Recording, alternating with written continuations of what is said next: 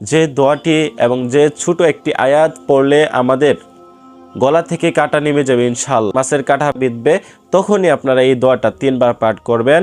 আসসালামু আলাইকুম ওয়া রাহমাতুল্লাহ, নাহমাদুহু ওয়া নুসাল্লি আলা রাসূলিহিল কারীম, আম্মা বাদ। সুপ্রিয় দর্শক, আশা করছি আপনারা আল্লাহ তাআলার রহমতে ভালো আছেন এবং সুস্থ আছেন। যে যেখান থেকে আমার এই ভিডিওটা দেখতেছেন, কাছে এবং দূর থেকে আপনাদের সকলকে জানাই আমার তরফ থেকে অসংখ্য অসংখ্য ধন্যবাদ এবং অভিনন্দন।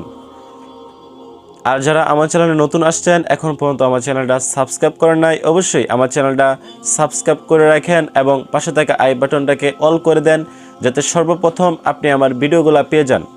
প্রিয় দিনী ভাই ও বোনেরা, আপনাদের একটা সাবস্ক্রাইব এবং একটা লাইক কমেন্ট আমাকে ভিডিও করার উৎসাহ জায়গায়, এজন্য আপনারা বেশি বেশি সাপোর্ট করবেন আমাকে।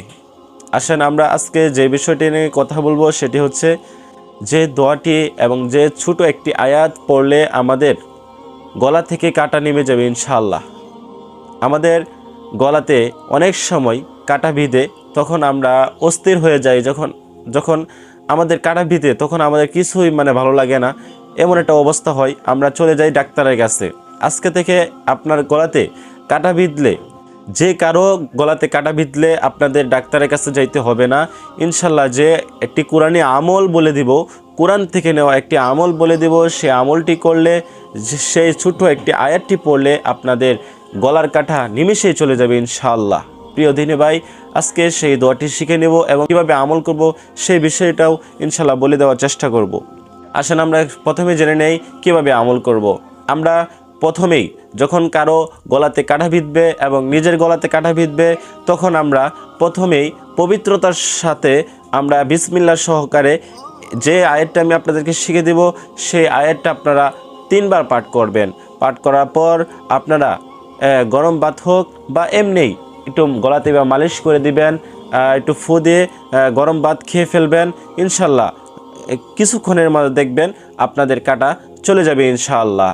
এর জন্য আসেন আমরা কোরআনের আমল দিয়ে আমাদের নিজেদের যত ধরনের জরুরত আছে আমরা দূর করে দেই।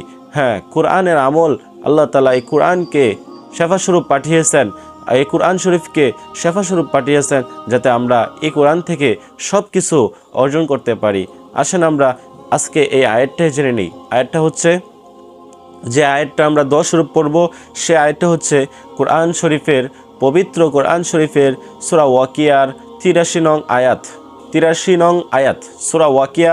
আমরা অনেকেই এই সূরা ওয়াকিয়া তেলাওয়াত করে থাকি।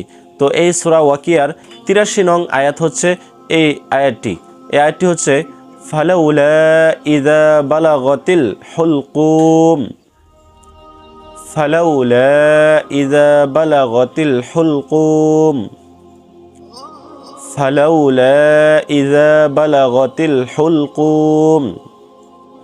আমাদের এখানে খেয়াল রাখতে হবে, সহি শুদ্ধভাবে এই আয়াতটি আমাদের পাঠ করতে হবে। যদি আমরা বলি ফালাউলা ইযা বালাগাতিল হুলকুম, বাংলাতে কিন্তু এভাবেই লেখা হয়, ফালাউলা ইযা, এখানে জাল যা হয়ে যাচ্ছে।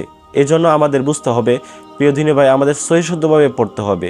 এটা সহি শুদ্ধ হচ্ছে ফালাউলা ইযা, নরম করিয়া, ফালাউলা ইযা বালাগাতিল হুলকুম।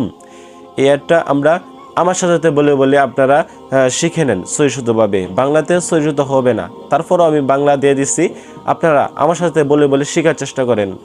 ফালাউলা ইযা বালাগাতিল হুলকুম, ফালাউলা ইযা বালাগাতিল হুলকুম।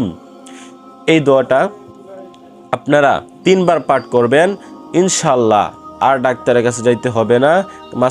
মাছের কাঁটা বিঁধার জন্য গলা থেকে যখন কাঁটা বিঁধবে, তখনই আপনারা এই দোয়াটা 3 বার পাঠ করবেন।